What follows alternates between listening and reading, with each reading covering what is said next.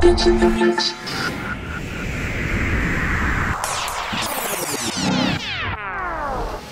Cool, so I'm going to keep this quite brief because there's a lot to talk about today, and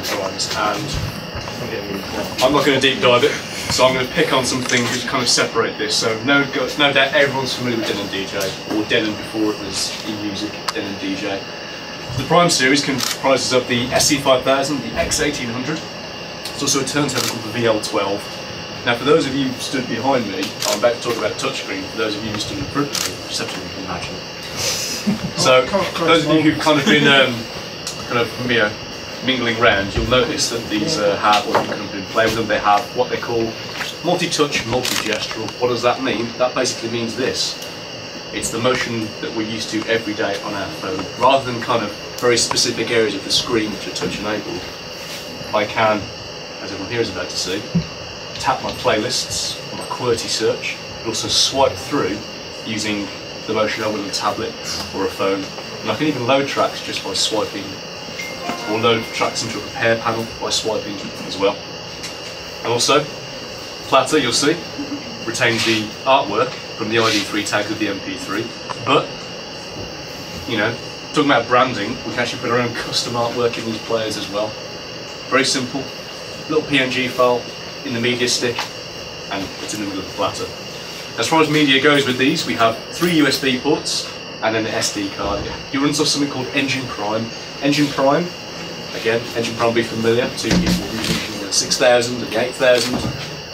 It runs an embedded version, but what's coming up very soon for you 8000 users is that Prime will now be integrated into the 8000 ecosystem. So 1.5 is getting a big injection of R&D and technology so we can have a full ecosystem working, and that's actually a public beta. If anyone's on the Denon DJ forum, you can check it out. We've got an 8000. It's a public beta, meaning if you find something that's wrong, you can tell Denon. And Denon's very UK centric. There's a lot of guys based in the UK who are at the top of the Denon food chain, shall we say, so we are listening. So I'm going to talk about some things that make this quite unique. Let's change vibe from our intro playlist. Now, this isn't something particularly, you know, the mobile guys, me myself as well, play a lot of when we're out. But it is going to demonstrate something very important.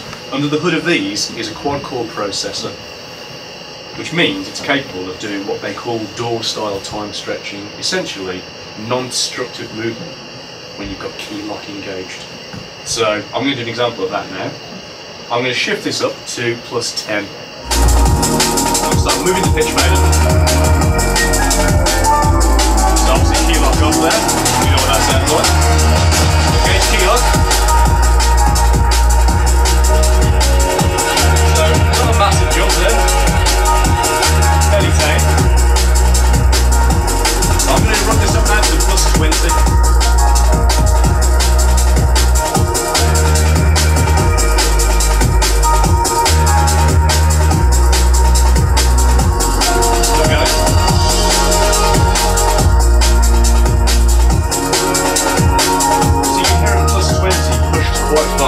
Still got the bass that's retained, we've got the artifacts, there's no kind of harmonic strangeness going on.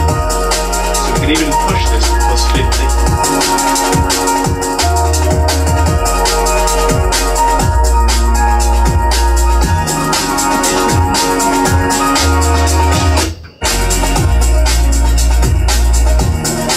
Walking out this quite fast drum and bass track is now this mid-tempo ambient piece, and shows off what's carrying these quite impressively.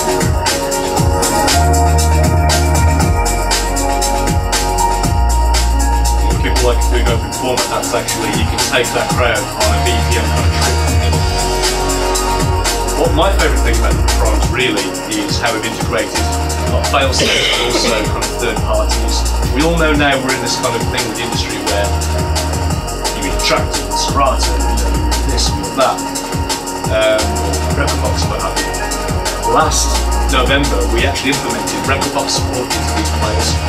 So with a Recordbox stick, which I've plugged at the back of here, I can choose my Recordbox stick and then have my cue points and my playlists imported without having to navigate through the subfolders and then, you know, deep dive through the menus.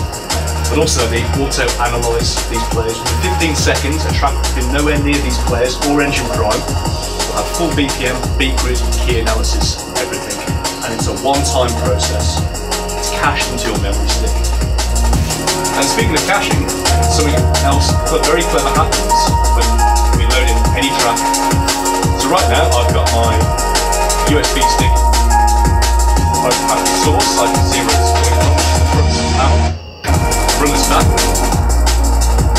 Then it's a media player or a controller. We've all been in this kind of situation.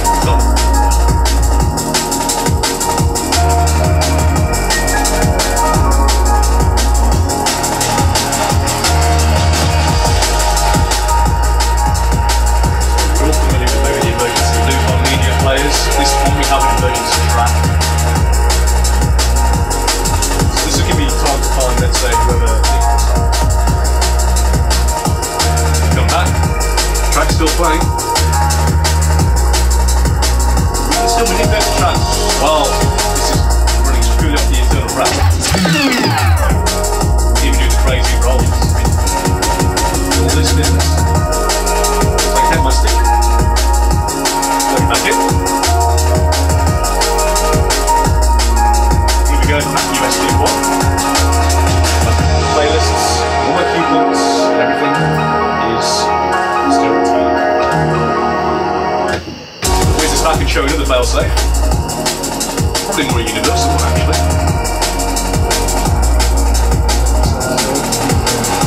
As you can see, back of the unit now. So let's say there's a power outage.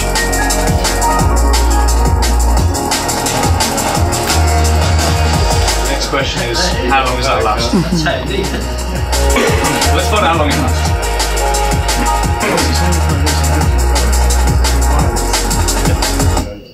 I'd say that was about 5-6 seconds, being generous. So yes, there is a lithium battery on board the player. Now there is actually a visual cue when that happens.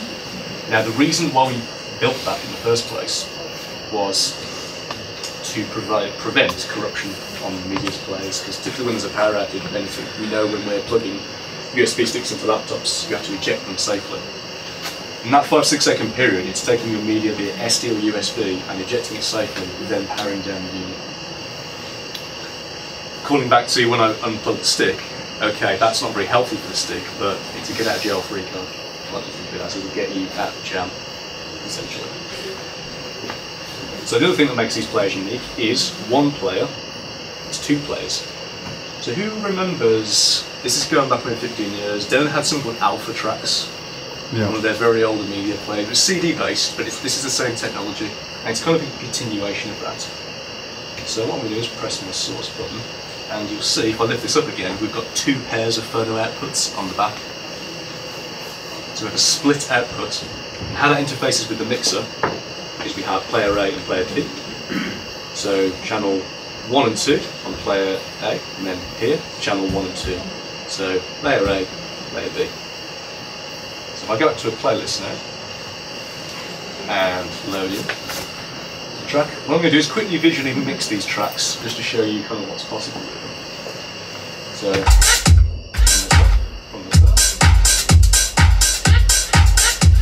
So what I do is I press the layer button, and I have a second player, and I can grab it the same way I did when I was using layer A. I'll turn the sound of it. Again, for those of you who are behind me, you'll see the battery actually colour-coded. If I press layer B, you see it's purple. So I can actually change the colours.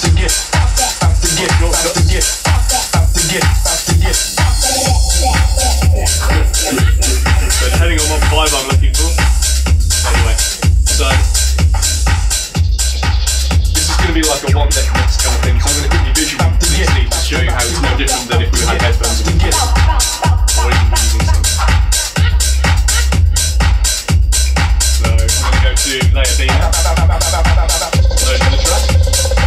Check the tempos. So we got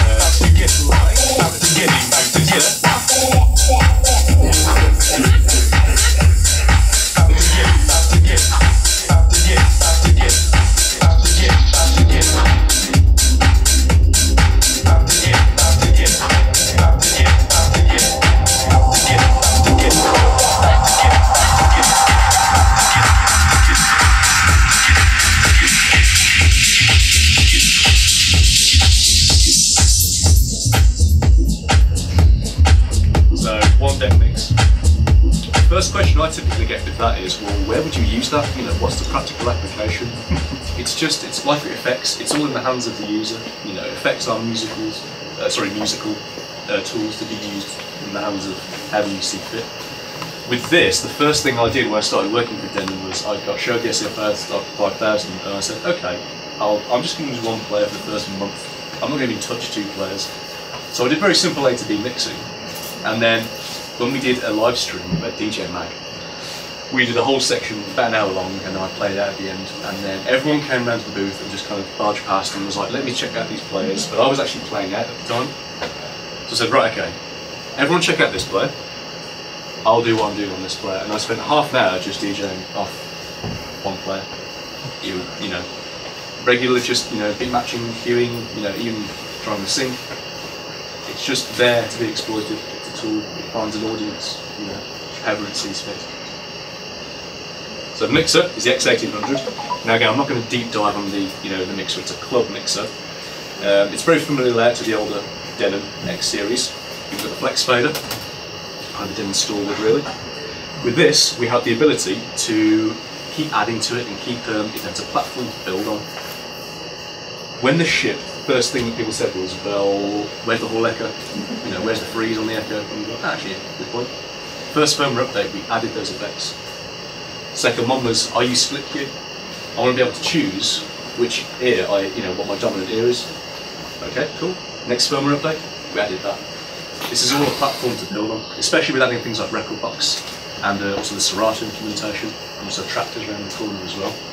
Virtual DJ will keep doing this at the moment, but I'm sure that will come at some point. Mum calling me. You know, this is all it's involved there. You know, this is not a case of in 6 months there'll be a Mark II.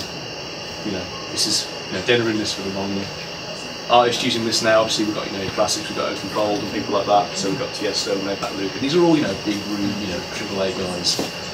But we've got kind of a 5 or 6 year plan for these. So I encourage everyone, whether it looks a bit intimidating or what, at least just once you start using the touchscreen, it's immediately familiar kind of reaction. We also have a turntable called the VL12, which is actually hidden just down there. Again, you've kind of turntables will have a renaissance at the moment. It's like, how can we improve upon it? The way we improved upon it with this turntable was we didn't use the same factory everyone else uses to build their turntables. We used our own factory. We used all new machinery, all new tooling, everything. So that was how we decided to, take a classic design, but in a different way, basically. And it's got lights, which I might actually bring around and plug in. But yeah, with the SC5000, again, it's very much what we like to be, or what we like to think of now as a new club standard. And we've got a lot of work to do, but it ensures we're never not busy with the SC5000s. And by no means is the Prime series done. This year there are about 3 or 4 Prime products coming out, 2 of which I think will be of great interest to everyone in this room. So keep your eyes peeled, I would say. And yeah, if anyone wants any more sort of nerdier, deeper tech dive stuff, come and grab me. I'm full of it. I'll bore the arse off you. Anyone got any quick questions so we can move on? Because Matt will be back in a short while with some more, but different stuff. Just doing a gig with one. Absolutely, I did just that at DJ Mag, yeah. Because I spent the first month going, is this possible? You need that mixing just to go that way. Interesting point, actually, that's a good question. Those who couldn't hear it, basically, is this dual layer thing specific to this mixer? No, it's not. We're just dealing with RCA outputs at the end of the day. What is specific to the mixer is the Cat5 cable, which reads beacon information so the effects are timed correctly. But the split phono output can be used with any mixer. 2-channel, 4-channel, whatever. So yeah, that can be used with any mixer. Essentially a split phono output. Yeah. So I want to see everyone's best one-deck mix before the end of the night. Any other questions?